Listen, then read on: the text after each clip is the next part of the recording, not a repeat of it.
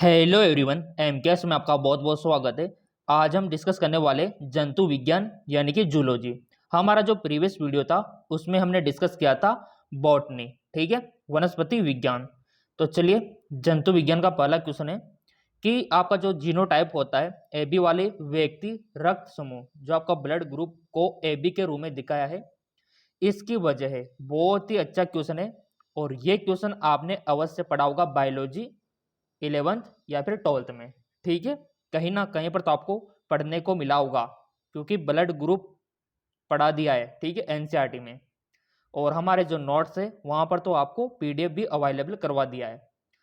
Pairs on having genotype AB world should the blood group AB, this is because. तो हमारे पास option है अपूर्ण प्रभाविता, ठीक है, यानी कि इनकम्प्लीट डोमिनेंस। इसके बाद आता है अलगाव, जिसको आप बोलते हैं सेग्रीगेशन, ठीक है। एक होता है सहप्रभुता, कोडोमिनेंस, और एक होता है पॉलीऑट्रोपी। तो ये चार ऑप्शन है, कौन सा ऑप्शन सही होगा इसकी वजह आपको बतानी है। तो बताइए इसका राइट ऑप्शन क्या होगा, फिर आपके मुकेश सर यहां पर इसका राइट ऑप्शन आपको बताएंगे। आई होप आपने डिस्कस करके यहां पर वन ऑप्शन सिलेक्ट कर लिया होगा। तो देखो, इसका राइट ऑप्शन होगा, इसकी जो वजह है यहाँ पर जो इनकम्प्लीट डोमिनेंस है ये तो नहीं है, ठीक है, और अलगाव जो सेग्रीगेशन है ये भी नहीं है, और पॉलीऑट्रोपी तो है ही नहीं। तो बचा क्या? सहप्रभुता यानी कि को डोमिनेंस। तो हमारा राइट ऑप्शन यही हो जाएगा, को डोमिनेंस। अगर आपने भी थर्ड पे टिक लगाया तो अपने आप को एक नंबर आप यहाँ पर दे सकते हो, को डोमिनेंस। अब आप बोलेंगे सर इसको एक्सप्लेन कीजिए, तो चलिए डायग्राम में आपको दिखा देता हूँ। जैसा कि आप देख पा रहे होंगे, ये आपको पता होगा कि ब्लड जो ग्रुप है वो ए होता है, बी होता है, ए बी होता है, ओ होता है, ठीक है।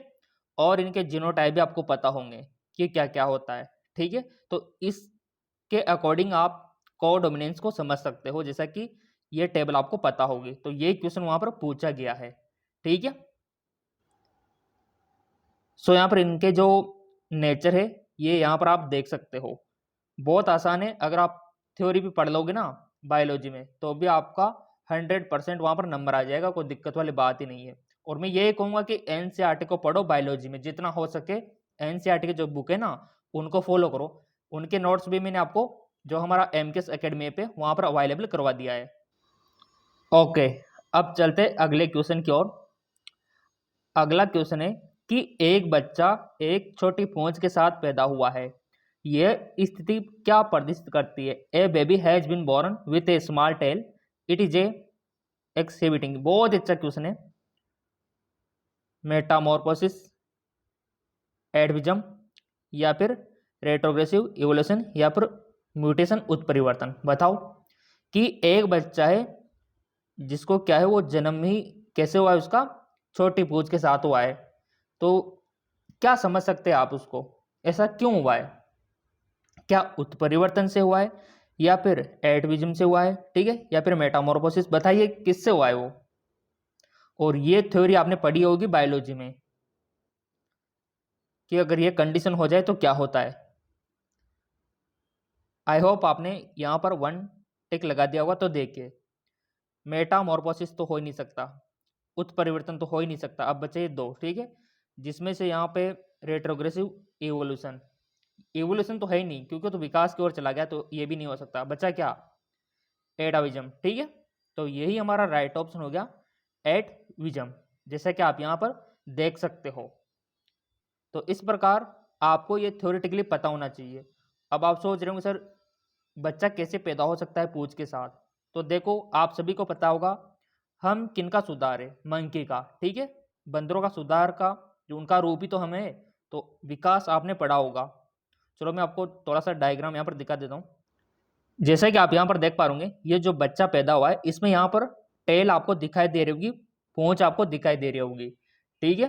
तो इस प्रकार ये पूंछ के साथ यहाँ पर पैदा हुआ है, पहले हुआ करती थी, बट इसका यूज नहीं होने से ये गायब हो गया, ठीक है। और आपको पता होगा हमारे शरीर में अपेंडिक्स भी ऐसे ही है जिसका कोई उपयोग नहीं है। तो इस प्रकार बच्चे क्या होता है, पूंछ के साथ पैदा हो जाते हैं, उनको क्या बोलते हैं, एटोविज्म। ओके, तो हमारा राइट ऑप्शन ये हो जाएगा। चलिए बढ़ते आगे की ओर। पहले ध्रुवीय पिंड किसके बाद गठित किया जाता है? First, polar body is form after meiosis, second meiosis, first निषेचन और माइटोसिस। तो आपने पढ़ा होगा अच्छे से, और मैंने आपसे बोला भी था कि वो डायग्राम आप याद रख लेना। हमारा जो एमकेएस एकेडमी ऐप है वहाँ पर मैंने अच्छे से आपको समझा रखा है और अच्छे से नोट्स भी दे रखे हैं। तो सिंपली इसका राइट ऑप्शन क्या हो जाएगा, देखो हमको तो पता है पूरा माइटोसिस की प्रोसेस, तो इसका राइट ऑप्शन हो जाएगा मियोसिस फर्स्ट। ठीक है, अगर आपने भी यही टिक लगाया तो अपने आप को 1 नंबर आप दे सकते हो। तो इसका राइट ऑप्शन मियोसिस फर्स्ट हो जाएगा। चलो इसको समझ लेते हैं। जैसा कि आप यहाँ पर देख पा रहे होंगे, और मैं आपसे हमेशा बोलता हूँ कि बायोलॉजी में जो डायग्राम है वो बहुत इंपॉर्टेंट है। हर एक डायग्राम वहाँ पर काफ़ी इंपॉर्टेंट है, काफ़ी सारा याद तो हमको डायग्राम से रह जाता है, तो जितना हो सके डायग्राम को फॉलो करना। तो यहाँ पर देखो मियोसिस फर्स्ट, तो यही हमारा काम हो गया। ठीक है, और आपको ये भी पता होना चाहिए मियोसिस फर्स्ट और सेकंड में क्या हो रहा है, ये दोनों स्टेज आपको पता होना चाहिए। मियोसिस फर्स्ट और मियोसिस सेकंड में क्या क्या होता है। क्वेश्चन काफ़ी सारे बनते हैं, देखो यहाँ से काफ़ी सारे क्वेश्चन, यहाँ पर 8-10 क्वेश्चन तो वैसे बन रहे हैं। तो इस डायग्राम को थोड़ा सा याद रख लेना अगर आपको सिलेक्शन पाना है तो। चलिए और भी क्वेश्चन यहाँ पर कवर कर लेते हैं, बट उससे पहले मैं आपको रिकमेंड करूंगा कि यहाँ पर जो प्रोपेज है, मेटापेज है, एनापेज है, इन को भी याद करो आप। क्वेश्चन यहीं से भी बन सकता है ना, काफ़ी सारे क्वेश्चन बनते हैं यहाँ से, तो इसको कवर कर लेना। आपकी बुक में भी ये दे रखा होगा, और वैसे जो हमारे नोट्स है वहाँ पर तो दे रखा है। ओके, तो अब बढ़ते हैं आगे की ओर। अगला क्वेश्चन है कि आवधिक प्रवास तब देखा जाता है जब periodic migration is seen when, और ये चैप्टर में दे रखा है बायोलॉजी की जो 11th की बुक है, या फिर कई सारी जगह 12th की बुक में आपको देखने को मिल जाएगा आवधिक प्रवास, माइग्रेशन। तो ऑप्शन है कि भोजन की तलाश में टिड्डी दल का प्रवास, व्हेल भोजन की तलाश में प्रवास, या फिर यहाँ पर आप इंग्लिश में भी देख सकते हो। देखो इंग्लिश और हिंदी मीडियम दोनों के लिए हम यहाँ पर व्यवस्था कर रखी है। पानी की सतह पर आ जाते हैं या फिर पक्षियों दिशा का उपयोग करके प्रवास करते हैं। बहुत अच्छा क्वेश्चन है, और एग्जामिनर ने बहुत अच्छा क्वेश्चन यहाँ पर बनाया है। ठीक है, अब आप सोचोगे सर ये पीडीएफ कहाँ पर मिलेगा, तो देखो पीडीएफ की व्यवस्था हमने कर रखी है। हमारी जो कोचिंग है वो ऑनलाइन शिफ्ट हमने कर रखी है, आपको पता होगा। जैसा कि आप यहाँ पर देख पा रहे होंगे, ऑनलाइन शिफ्ट हमने कर दिए एमकेएस एकेडमी कोचिंग, जहाँ पर आप बीएस नर्सिंग एंट्रेंस एग्जाम की तैयारी कर सकते हो। अगर आपको यहाँ पर ज्वाइन करना है या फिर आपको कोर्स खरीदना है तो ये व्हाट्सअप नंबर है, इन पे आप डिस्कस कर सकते हो, या फिर ये जो एप्लीकेशन है एमकेएस एकेडमी, इनको आप डाउनलोड कर सकते हो, लिंक डिस्क्रिप्शन में दिया हुआ है, और अपनी तैयारी को और बेटर बना सकते हो। ये जितने भी आप स्क्रीन पे देख रहे होंगे पीडीएफ सब आपको मिल जाएंगे। ओके, पीडीएफ और नोट्स की व्यवस्था हमने कर दी है। तो यहाँ पर आप देख पा रहे होंगे आवधिक प्रवास तब देखा जाता है जब, बताओ। बहुत अच्छा क्वेश्चन है, सिंपल, बहुत अच्छा। ठीक है, तो इसका राइट ऑप्शन हो जाएगा भोजन की तलाश में टिड्डी दल का प्रवास, लार्ज पॉपुलेशन लॉकवुड माइग्रेशन। देखो आपने देखा होगा जो गांव में रहते हैं उनको तो पता भी होगा, और 2020-21 में तो काफ़ी सारी टिड्डियां आई थी, है ना, ये फसलों को नुकसान पहुंचाती है। तो यहाँ पर राइट ऑप्शन ये होगा कि भोजन की तलाश में टिड्डी दल का प्रवास। और आपको पता होना चाहिए कि जब भी ये टिड्डियां होती है ना, ये एक दो नहीं आती, करोड़ों की संख्या में ये एक साथ आती है, करोड़ों की संख्या में, ग्रुप में। चलो मैं आपको थोड़ा सा इमेज यहाँ पर दिखा देता हूँ ताकि आपको समझ में आ जाए। जैसा कि आप यहाँ पर देख पा रहे ये होती है टिड्डियाँ, देखो कितनी सारी टिड्डियाँ हैं। ठीक है, तो ये एक साथ ऐसे ही आती है भोजन की तलाश में। ये देखो फसलों को काफ़ी नुकसान ये पहुंचा दी थी, 1-2 सेकंड में चट कर जाती है पूरी फसलों को, इतनी खतरनाक होती है। तो ये जब भी आते हैं तो ग्रुप में आते हैं और इतनी सारी देखने को मिलती है टिड्डियाँ, तो ये एग्जाम्पल है उसका। अगर आपने भी इस पर टिक लगाया तो अपने आप को 1 नंबर आप दे सकते हो कि भोजन की तलाश में टिड्डी का प्रवास। अगला क्वेश्चन है इन सभी तकनीकों में आम बात क्या है? इन विट्रो निषेचन, कार्य संरक्षण और उत्तक संवर्धन। What is common to the technique in vitro fertilisation, cryopreservation and tissue culture? बताओ। सभी को अल्ट्रा आधुनिक उपकरण और बड़ी जगह की आवश्यकता होती है। सभी एक्स सीटू संरक्षण विधियां हैं। विलुप्त जीवों के संरक्षण के सभी तरीके हैं। सभी इन सीटू संरक्षण विधियां हैं।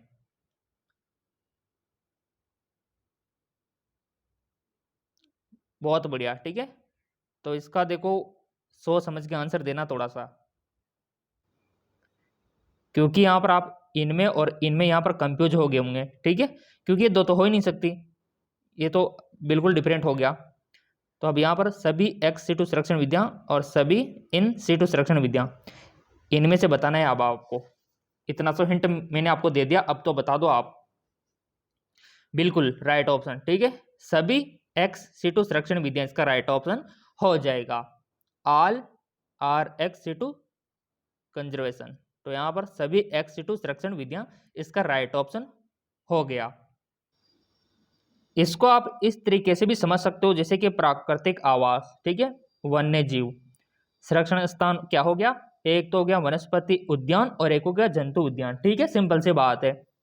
अब जंतु पादप और वनस्पति ये सब सुरक्षित रहते हैं तो इसको जंतु संरक्षण बोल देते हैं और उनको वनस्पति संरक्षण यहाँ पर बोल देते हैं, जैसा कि यहाँ पर आप देख पा रहे होंगे।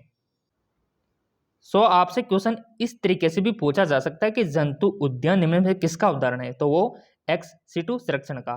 तो देखो क्वेश्चन ऐसे बनते हैं आपके, और जिनको ये क्वेश्चन आ गए तो समझो आपका सिलेक्शन कोई नहीं रोक सकता। ये क्वेश्चन अगर आपको आ रहे हैं तो आप समझो काफी इंटेलिजेंट हो और आपका सिलेक्शन तो पक्का है। चलो और भी देख लेते क्वेश्चन। ओके, अगला क्वेश्चन है इंग्लिश में भी आप देख सकते हो कि बीमारी को एक सामान्य रूप से सामान्य लेकिन वाहक महिला से केवल कुछ पुरुष संतान को बीमारी स्थानांतरित की जाती है। देखो ये सब आपके 11वीं की बुक में पढ़ाया हुआ है कि अगर मान लो कोई ऐसी बीमारियां होती है जो केवल महिला को होती है, ठीक है, महिला में ट्रांसफर होती है, और कुछ ऐसी बीमारियां होती है जो पुरुषों में ट्रांसफर होती है। तो यहाँ पर उससे संबंधित यहाँ पर क्वेश्चन है कि बीमारी को एक सामान्य रूप से सामान्य लेकिन वाहक महिला से केवल कुछ पुरुष संतान को बीमारी स्थानांतरित की जाती है, बीमारी का प्रकार बताना है आपको। ऑप्शन 4 ऑप्शन है sex linked dominant, sex linked recessive, या फिर ऑटोसोमल रिसेसिव, या फिर ऑटोसोमल डोमिनेंट। आसान सा क्वेश्चन है, देखो थ्योरेटिकल। तो यहाँ पर आपको पता होगा कि ये दो तो हो ही नहीं सकते क्योंकि ये तो बिल्कुल डिफरेंट हो गए क्वेश्चन से, तो ऐसे आपको सही करना होता है। अब यहाँ पर दो क्वेश्चन बचे, पहले तो आप लगा लो जो भी आपको लग रहा हो, क्योंकि फिर आपको पता हो जाएगा कि हमारा क्वेश्चन सही था या फिर गलत।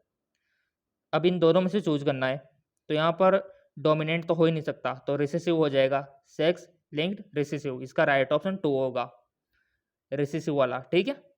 तो अगर आपने भी यही किया था तो अपने आप को 1 नंबर दे सकते हो।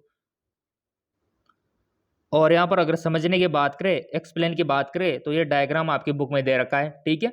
एक्स रिसेसिव मैं बोलता हूँ हमेशा कि डायग्राम को देखो आप, क्योंकि हमारा दिमाग जो है पिक्चर को डायग्राम को जल्दी याद करता है, और आधा काम तो आपका यहीं से बन जाएगा। हर बार बोलता हूँ मैं मेरे प्रिय विद्यार्थियों से, ताकि उनका सिलेक्शन हो सके, ठीक है। तो यहाँ पर भी वही बात बोलिए। चलिए आगे की ओर बढ़ते हैं। क्वेश्चन का लेवल यही रहने वाला है, कोई भी एग्जाम दो आप, एंट्रेंस एग्जाम, निम्नलिखित कॉलम में मेल कराइए। तो देखिए यहाँ पर कॉलम फर्स्ट और कॉलम सेकंड, तो यहाँ पर ओपियोइड और कैनाबिनोइड, कोकिन और एट्रोपा बेलाडोना। तो बताइए यहाँ पर कॉलम आपको सही मैच करना है।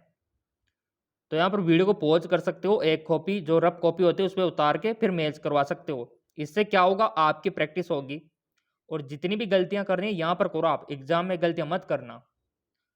जितनी भी गलतियां आप वीडियो को 10 बार देखो भले, यहाँ कोई दिक्कत नहीं है। जो इंटेलिजेंट स्टूडेंट है वो तो पीछे जाके शुरू से वीडियो को देख रहे होंगे, जितनी बार देखोगे ना उतना अच्छा है। तो यहाँ पर मैच करवाना है आपको, करवा लिया होगा आपको रफ पेज में, और यहाँ पर मैं ऑप्शन दे रहा हूँ अब आपको, ये ऑप्शन है, ये 4 ऑप्शन। अब यहाँ पर ए में क्या आएगा, बी में क्या आएगा, सी में क्या आएगा और डी में क्या आएगा, वो आपको डिसाइड करना है।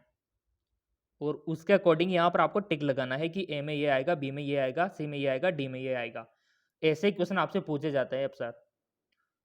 तो आई होप आपको नॉलेज होगी ओपियोइड के बारे में, कैनाबियोइड के बारे में, कोकीन के बारे में, ये सब ड्रग्स है जिसे नशा आता है, ठीक है। बट इनका असर अलग अलग होता है, जैसा कि किसी का मस्तिष्क में होता है, किसी का सेंट्रल नर्वस सिस्टम में होता है, किसी का न्यूरोट्रांसमीटर में होता है, ठीक है ना, किसी का मस्तिष्क में जो ग्रंथियां हैं उस पर होता है। तो वो आपको मैच करवाना है यहाँ पे कि ओपियोइड का किस पर होता है, क्या केंद्रीय तंत्रिका पर होता है, क्या मस्तिष्क में होता है, क्या न्यूरोट्रांसमीटर में होता है, और यहाँ पर कैनाबिड का असर किस पर होता है, और कोकीन का असर किस पे होता है। बस इतना सा आपको मैच यहाँ पर करवाना है। आई होप आपने किया होगा रफ पेज पे, और यहाँ पर अब मैं कर लेता हूँ। तो ओपियोइड सिंपल सी बात है, अफीम, ठीक है, ओपियोइड में आता है। तो यहाँ पर ये जो अफीम होता है, ओपियोइड होता है, ये हमारे केंद्रीय तंत्रिका तंत्र में ओपियोइड रिसेप्टर के साथ प्रतिक्रिया करता है। देखो ओपियोइड यहाँ पर भी ऐसे समझ सकते हो आप। तो यहाँ पर ये तो जाएगा इस पर, ठीक है ना, इस वाले पे, और यहाँ पर जो कैनाबियोइड है, ठीक है, इसका असर होता है मस्तिष्क में मौजूद रिसेप्टर के साथ, ठीक है। तो ये कहाँ पर दे रखा है, फर्स्ट वाले में, तो ये जाएगा इस पे, मस्तिष्क में रिसेप्टर के साथ। अब यहाँ पर कोकीन जो होता है, तो इसका न्यूरोट्रांसमीटर के साथ परिवहन होता है, तो इसका तो इसके सामने ही है। अब बचा क्या, एक बच गया, तो बस कितना आसान है देखो। अब एट्रोपा, ये हेलुसिनेजिक गुणों के साथ ये हो गया। तो यहाँ पर ए में तो हो गया हमारा सेकंड, बी में हो गया फर्स्ट, सी में हो गया थर्ड, और डी में हो गया फोर। तो ये किस में दे रखा है आप देख लो, 2 1 3 4, 2 1 3 4 किस में दे रखा है, ये दे रखा है 2 1 3 4 आपके 4 में, ये रहा 2 1 3 4, इसका राइट ऑप्शन चेक कर लेते, यही है। तो देखो ये नॉलेज होना चाहिए बस आपको ड्रग्स के बारे में। अब भाई आप यहाँ पर बोलेंगे सर यहाँ पर एक शब्द आया है हेलुसिनेशन, ये क्या होता है। तो देखो हेलुसिनेशन का मतलब होता है कि बहुत सारे ऐसे इंसान होते हैं जिनको अजीब सी आवाजें सुनाई देती है, बस उसी को सुनाई देती है और उसी को कुछ ना कुछ दिखाई देता है, ठीक है। तो उस कंडीशन को बोलते हैं, चलो मैं आपको डायग्राम दिखा देता हूँ। हेलुसिनेशन का मतलब होता है कि अजीब सी आवाजें सुनाई देना जबकि कोई वहां पर होता नहीं है, ठीक है। अजीब सा स्मेल आना, कोई समझो आपको टच कर रहा हो, है ना, भूत प्रेत जैसा फील होता है, कुल मिला के बाद ऐसे है, उसको बोलते हैं हेलुसिनेशन। अरे एक होता है इल्यूजन, तो इल्यूजन में तो क्या होता है, आप जो भी ऑब्जेक्ट को देखते हो उसको गलत आइडेंटिफाई कर लेते हो, जैसे कि अंधेरे में रस्सी को सांप समझ लेना कि सांप आ गया, तो वो इल्यूजन होता है। और यहाँ पर कोई भी नहीं है फिर भी आपको आवाज आ रही है, वो हेलुसिनेशन होता है। ओके, आई होप आपको समझ में आया होगा। एक नंबर दे लेना अगर आपने सही किया ना, ये वाला 4 वाला। अगला क्वेश्चन निकल के आ गया आपका कि जीन के बीच की दूरी और रिकॉम्बिनेशन के प्रतिशत से क्या पता चलता है। Distance between the gene and percentage of recombination 100। एक सीधा संबंध, एक समांतर संबंध, एक विपरीत संबंध, कोई संबंध नहीं, बताइए। सो यहाँ पर इसका राइट ऑप्शन हो जाएगा एक सीधा संबंध। थ्योरेटिकल क्वेश्चन है, आपको वैसे भी पता होगा इसका कि एक डायरेक्ट रिलेशनशिप होता है, और इसके लिए ये डायग्राम खूब है याद रखने के लिए, जैसा कि आप यहाँ पर देख पा रहे होंगे। जिसको ये डायग्राम पता है हर क्वेश्चन का जवाब वो दे देगा। ओके, अगला क्वेश्चन है आपका, और देखो बहुत ही अच्छा क्वेश्चन है, ये तो सबको आना चाहिए, हर एक बच्चे को आना चाहिए। बहुत ही सिंपल क्वेश्चन बनाया है। निम्न में से किसमें सबसे कम ऑक्सीजन मात्रा वाला खून पाया जाता है। Which of the following contain blood with the lowest oxygen, बताइए। देखो हेड के 4 चैम्बर होते हैं, चारों आपको पता होंगे, ठीक है। कितने होते हैं, 4 चैम्बर, और चारों आपको पता होंगे यहाँ पे कि ये होता है लेफ्ट यानी कि दायां, बायां, ठीक है, बायां आलिंद, बायां नीले, दायां आलिंद, दायां नीले। तो यहाँ पर सबसे कम ऑक्सीजन वाला यानी कि अशुद्ध रुधिर किसमें होता है ज्यादा, हर एक बच्चे को आना चाहिए। देखो बहुत ही सिंपल क्वेश्चन है। तो ऑप्शन है दायां वेंट्रिकल, पल्मोनरी नसें, महाधमनी, या फिर बायां लिंग। बताइए। ओके, तो देखो आपने भी यहाँ पर कर लिया होगा आसानी से। हमारा जो हेड है वो 4 चैम्बरों में बटा हुआ आता है। बाएं ओर शुद्ध होता है रुधिर और दाएं ओर अशुद्ध होता है। तो ये तो कंफर्म है कि दाएं ओर ही हमको चूज करना है। अब यहाँ पर वेंट्रिकल को करें या फिर हमारा आलिंद को करें, ठीक है। दायां वेंट्रिकल को करें या फिर यहाँ पर ये तो आएगा ही नहीं, ठीक है। और यहाँ पर महाधमनी तो आएगी नहीं, ये में शुद्ध जाता है। अब यहाँ पर इनमें से और इनमें से देखना है आपको। तो यहाँ पर सबसे ज़्यादा होता है आपका वेंट्रिकल और वो भी दायां। तो राइट ऑप्शन दायां वेंट्रिकल यहाँ पर हो गया, क्योंकि हमको डायग्राम पता था। और मैं तो कहता हूँ कि आपको भी डायग्राम पता होना चाहिए कि लेफ्ट एट्रियम ऊपर वाले को, लेफ्ट वेंट्रिकल नीचे वाले को, राइट एट्रियम इसको, राइट वेंट्रिकल इसको। तो इधर तो शुद्ध होता है, इधर अशुद्ध होता है, और सबसे ज़्यादा होता है नीचे यानी कि राइट वेंट्रिकल में। तो ऐसे क्वेश्चन बनते हैं आपके। और मैं तो यही कहूँगा कि आप डायग्राम अवश्य याद रखोगे, किताब में देख के भी रखो या फिर हमारे जो पीडीएफ है वहाँ पर देख के रखो, कैसे भी रखो आप। ओके, अगला क्वेश्चन है आपका। देखिए, निम्न में से कौन सी घटना मानव मादा में अंडोत्सर्ज से जुड़ी हुई नहीं है। अब आपको नॉलेज होनी चाहिए ओव्यूलेशन की, अंडो उत्सर्जन की नॉलेज यहाँ पर होना चाहिए, और यही नॉलेज आपकी चेक की जा रही है क्वेश्चन के द्वारा। तो यहाँ पर अगर आपको पता होगा अंडो उत्सर्जन यानी कि ओव्यूलेशन के बारे में, तो आप सही करोगे। पहला क्वेश्चन है एस्ट्राडियोल में कमी, एलएच में वृद्धि, द्वितीयक अंडक की मुक्ति, या फिर ग्राफियन फॉलिकल का पूरा विकास।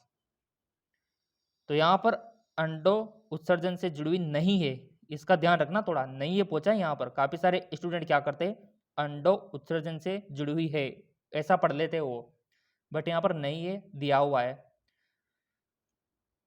बताओ, पहले तो आप बताओ कौन सा सही है। और आपके मुख्य सर यहाँ पर गारंटी लेते हैं कि रिप्रोडक्शन वाला चैप्टर है, वहां से 3-4 क्वेश्चन तो बनेंगे आपके पक्का, गारंटी के साथ बोल रहा हूं मैं। प्रजनन तंत्र से क्वेश्चन बनेंगे ही बनेंगे, 3-4 क्वेश्चन। तो देखिए यहाँ पर अंडो उत्सर्जन से जुड़ी हुई नहीं है, तो यहाँ पर एलएच तो है, ठीक है। और यहाँ पर द्वितीयक अंडक ये भी है, ठीक है, क्योंकि ये भी होता है। और ग्राफियन फॉलिकल का पूरा विकास ये भी इससे जुड़ा हुआ है। तो यहाँ पर अलग देखा जाए तो यहाँ पर एस्ट्राडियोल में कमी, ये अंडो उत्सर्जन से जुड़ा हुआ नहीं है। तो हमारा राइट ऑप्शन यहाँ पर फर्स्ट हो जाएगा। ऐसे होता है राइट ऑप्शन, ऐसे टिक लगाना होता है वहाँ पे आपको एग्जाम में। तो यहाँ पर एस्ट्राडियोल में कमी, क्योंकि ये तीनों तो क्या है अंडो उत्सर्जन से जुड़े हुए हैं ये तीनों, जबकि ये अलग है पहला वाला।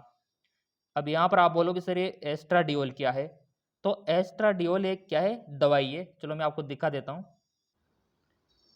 ये होता है एस्ट्राडियोल, जो कि एक दवाई है, टैबलेट है, जिसको महिलाएं ग्रस लेती है। अब आप बोलेंगे सर इसको क्यों लेती है महिलाएं, क्या काम आती है। तो आपकी नॉलेज के लिए थोड़ा सा मैं आपको बता देता हूँ एस्ट्राडियोल महिलाएं क्यों लेती है। जैसा कि आप यहाँ पर देख पा रहे यह एक महिला हार्मोन है एस्ट्राडियोल, ठीक है। इसका उपयोग महिलाओं द्वारा रजोनिवृत्ति के लक्षण जैसे कि योनि का सूखापन को कम करने में किया जाता है, ठीक है। तो ये एस्ट्राडियोल एक दवाई है। अब यहाँ पर बात करें ओव्यूलेशन की, अंडो उत्सर्जन की, तो ये टेबल जिसको पता होगी तो आपको आंसर भी आ गया होगा।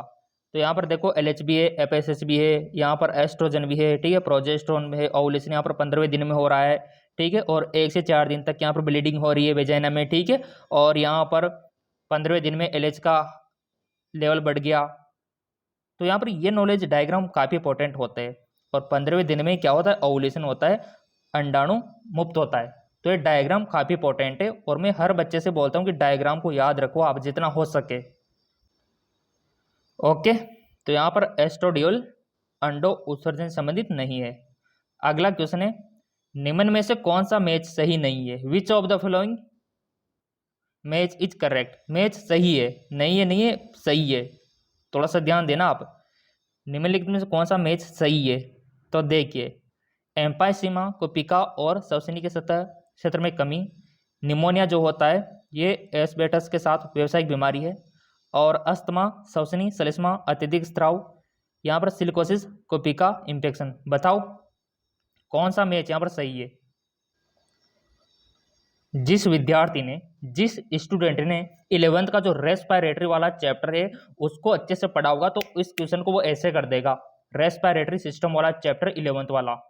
तो बताओ देखिए, तो यहाँ पर निमोनिया की बात करें तो वो व्यावसायिक बीमारी, यहाँ पर ये गलत बात है, ठीक है, ये मैच सही नहीं है, ठीक है। और यहाँ पर अस्थमा की बात करें तो यहाँ पर ये भी मैच सही नहीं है। और सिलिकोसिस तो बहुत खतरनाक बीमारी है, यहाँ पर इन्होंने बोल रखा है कि कुपिका का इन्फेक्शन, तो ये भी गलत बात है। तीनों गलत बात है यहाँ पे। और सही मैच तो बस एक ही है कि इम्पाइसेमा कुपिका और सब्सिनी क्षेत्रफल का कम होना। बहुत अच्छी बात है, राइट बात है एक प्रकार से। और इम्पाइसेमा क्या होता है जानते हो आप? इम्पाइसेमा एक प्रकार से लंग्स की बीमारी है, जिसमें क्या होता है, हमारे जो श्वसन क्षेत्रफल है अधिकतर ये वायु प्रदूषण से होता है, धूम्रपान से होता है इम्पाइसेमा। चलो मैं आपको डायग्राम से समझा देता हूँ। तो देखिए प्रिय विद्यार्थियों, डायग्राम में आपको दिख गए होंगे, ये है आपके फेफड़े और ये है आपके अंगूर की तरह के एल्वुलाई, ठीक है, अंगूर के गुच्छे जिसको आप बोलते हो एल्वुलाई, ठीक है। तो यहाँ पर अगर आप धूम्रपान करोगे, सुट्टा मारोगे सिगरेट का, तो यही कंडीशन हो जाएगी आपके लंग्स की भी। तो एम्पाइसेमा में क्या होगा, इसका श्वसन क्षेत्रफल कम हो जाएगा। अब यहाँ पर भी आप देख सकते हो प्रदूषण, ये भी मेजर प्रॉब्लम है। तो यहाँ पर एम्पाइसेमा में ये होगा, इन्फेक्शन हो जाएगा और यहाँ पर श्वसन सांस लेने में दिक्कत हो जाएगी। अब काफ़ी सारे स्टूडेंट बोलते सर आप बहुत अच्छा समझाते हो, तो मैं यही कहूँगा कि आपका भी फर्ज बनता है एक लाइक तो करना, ताकि हम मोटिवेट होकर और अच्छे से क्वेश्चन आपके लिए अवेलेबल करवाए फ्री में। तो ये कंडीशन होती है एम्पाइसेमा में, वायु प्रदूषण से ये बीमारी होती है। सो यहाँ पर मेरे प्रिय विद्यार्थियों को समझ में आया होगा एम्पाइसेमा के बारे में। तो ये हमारा राइट ऑप्शन है, ये मैच हो रहा है।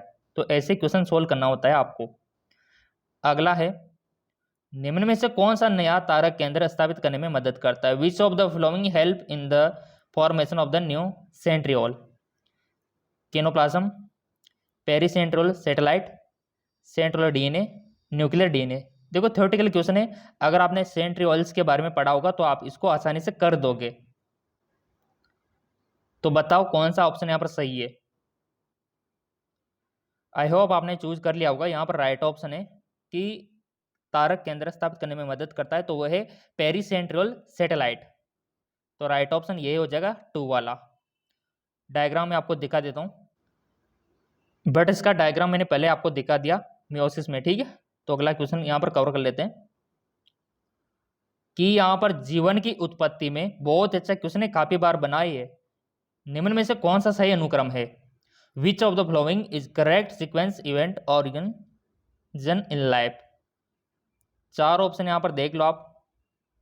फॉर्मेशन ऑफ द प्रोबायोटिक, तो यहाँ पर सही अनुक्रम आपको बताना है, सही अनुक्रम। ये 4 तो है सही, बट इनका अनुक्रम ये आपको बताना है। तो ये 4 ऑप्शन देख लो आप, यानी कि पहले कौन आएगा, सेकंड में कौन आएगा, थर्ड में कौन आएगा, फोर्थ में कौन आएगा।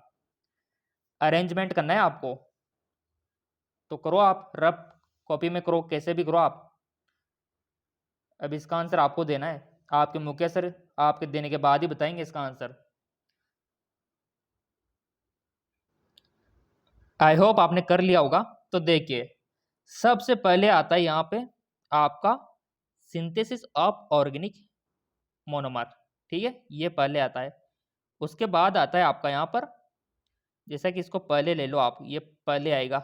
और उसके बाद आएगा कार्बनिक बहुलक के संश्लेषण, यानी कि उसके बाद थर्ड आएगा। उसके बाद आएगा फिर आपका फॉर्मेशन ऑफ प्रोटोबियोन्ट्स, तो यहाँ पर थर्ड पे ये आएगा। और 4 पे कौन आएगा फिर? 4 पे आपका 4 ही आएगा। तो ये अनुक्रम कहाँ है? जहाँ पर ये वाला सेकंड वाला तो ये रहा, और थर्ड पे ये रहा, 4 नंबर में ये क्रम दिया हुआ है। सेकंड वाला सबसे पहले, और उसके बाद आएगा थर्ड वाला, उसके बाद आएगा फर्स्ट वाला, उसके बाद आएगा 4 वाला। ये अनुक्रम आपको याद रखना है। तो मैंने आपको जो हमारी एमकेएस एकेडमी कोचिंग है वहाँ पर नोट्स में भी आपको दिया था, जिन्होंने खरीद रखा होगा कोर्स उनको पता है सब कुछ। चलो मैं यहाँ पर दिखा देता हूँ आपको, ये अनुक्रम आपको पता होना चाहिए, देख लो अच्छे से। सेकंड पहले आता है, थर्ड फिर उसके बाद फर्स्ट, उसके बाद 4, ये अनुक्रम रहता है आपका। चाहे तो आप स्क्रीनशॉट दे सकते हो, आपके मुख्य सर कितना आपको हेल्प करते हैं तो आपको पता ही होगा। ये अनुक्रम आप सभी को याद होना चाहिए, काफी बार पूछा गया है ये। ओके बढ़ते आगे की ओर। निम्न में से कौन सा विकल्प यहाँ पर गलत है? जॉइंट के बारे में मैंने आपको पढ़ाया था, निम्न में से कौन सा विकल्प आपको गलत है? तो जॉइंट की नॉलेज जिसको होगी, जिस विद्यार्थी को जॉइंट के बारे में पता होगा, वो क्वेश्चन ऐसे कर देगा चुटकियों में। तो यहाँ पर हिंज जॉइंट, ठीक है, हिंज जॉइंट आप देख पा रहे, और यहाँ पर ह्यूमरस और पेक्टोरल के बीच पता है, क्या ये सही है? यहाँ पर आपको गलत ढूंढना है। ग्लाइडिंग जॉइंट कार्पल के बीच होता है, क्या ये सही है या फिर गलत है? सेडल जॉइंट अंगूठे के मेटाकार्पल के बीच होता है, क्या ये सही है? पिवेट जॉइंट एटलस अक्स और ऑजिपिटल कंडाइल के बीच होता है, बताइए क्या होगा इसका ऑप्शन? जॉइंट की नॉलेज जिसको होगी वो तो कर देगा इसको। तो देखिए विद्यार्थियों, आपके मुकेश सर को तो पूरा डायग्राम पता है, क्योंकि नोट्स तो मुकेश सर ने बना रखे हैं, ठीक है। तो अगर आपको भी पता होगा, आप भी इसको सही कर दोगे। निम्न में से कौन सा विकल्प गलत है? तो यहाँ पर मैं आपको बताना चाहूंगा कि यहाँ पर ग्लाइडिंग जॉइंट जो होता है कार्पल्स के बीच, तो ठीक है, सही है। सेडल जॉइंट अंगूठे और अंगूठे के मेटाकार्पल्स के बीच होता है, सही है। पिवेट जॉइंट एटलस और अक्स के बीच होता है, सही है। बट यहाँ पर हिंज जॉइंट होता है, ये ह्यूमरस और पेक्टोरल के बीच नहीं होता। ये बात मेरे को गलत लगी और ये हमारा राइट ऑप्शन होगा, क्योंकि इन्हें यहाँ पर गलत विकल्प हमें वो चूज करना है, तो फर्स्ट यहाँ पर राइट ऑप्शन हो जाएगा। तो हिंज जॉइंट ह्यूमरस और पेक्टोरल गिर्डल के बीच होता है। अब आप बोलेंगे सर इसको कैसे याद रखें? तो बस डायग्राम याद रख लो। अब आप बोलेंगे सर डायग्राम दिखा दो, चलो दिखा देते हैं। आपके मुकेश सर तो आपको हर दम यहाँ पर सपोर्ट करेंगे। देखो ये डायग्राम, अगर आपको पता है कि कौन सा जॉइंट कहाँ पर होता है, यहाँ पर अगर आप देखोगे कि यहाँ पर कोहनी में होता है बॉल एंड सॉकेट जॉइंट, और यहाँ पर ह्यूमरस रेडियो अल्ना के बीच होता है हिंज जॉइंट, और यहाँ पर सेडल जॉइंट होता है आपके मेटाटार्सल कार्पस, यहाँ पर आप देख सकते हो कॉन्डिलाइज जॉइंट यहाँ पर होता है। तो ये बेसिक नॉलेज होती है। और ग्लाइडिंग जॉइंट आपका यहाँ पर होता है गर्दन में, तो ये आपको पता होना चाहिए। पीवेट जॉइंट है आपका यहाँ पर होता है इस प्रकार से।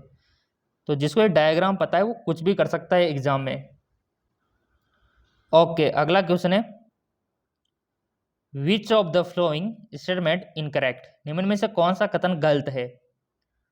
तो यहाँ पर तीन चीजें कौन सी सही है वो आपको पता होगा, तभी आप बता पाओगे इस क्वेश्चन का आंसर। स्टेनोपॉर्स में लोकोमोशन कंकी प्लेटों के माध्यम से होता है, ये भी बात सही है। झींगा में अपशिष्ट सामग्री का विसर्जन मेलपीगी ट्यूब के माध्यम से होता है। अब मैंने आपसे बोल रखा है कि उत्सर्जन तंत्र आपको पता होना चाहिए कि यहाँ पर मेंढक में किससे होता है, आपका जो कॉकरोच होता है उसमें किससे होता है, ये चीज़ आपको पता होना चाहिए। तो बस यहाँ पर ये चीज़ हमको पता है कि झींगा में जो अपशिष्ट सामग्री का विसर्जन होता है यहाँ पर मेलपीगी ट्यूब से तो नहीं होता, ये तो बात गलत है। बाकी यहाँ पर तीनों बातें सही यहाँ पर बोली है उन्होंने। तो इसका राइट ऑप्शन ये हो जाएगा कि झींगा में अपशिष्ट सामग्री का विसर्जन मेलपीगी ट्यूब के माध्यम से होता है, ये बात गलत है। तो इसका राइट ऑप्शन ये हो जाएगा। तो ऐसे आपको नॉलेज होना चाहिए और इसका डायग्राम आपको पता होना चाहिए, कॉकरोच का, मेंढक का, इंसान का, ऊंट का, ठीक है।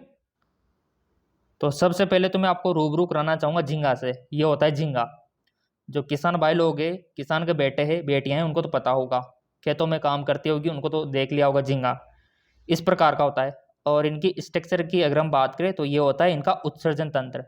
अब आप यहाँ पर सोच रहे होंगे सर यहाँ पर उत्सर्जन कैसे होता है फिर इसमें? तो वो होता है ग्रीन ग्लैंड से। किससे होता है? ग्रीन ग्लैंड से होता है यहाँ पे। तो इसीलिए वो बात वहाँ पर गलत थी, और एग्जामिनर ने भी क्या पूछा कि कौन सा गलत है, तो हमने बता दिया क्योंकि हमको ये डायग्राम पता था। तो पूरा खेल डायग्राम का है बायोलॉजी में।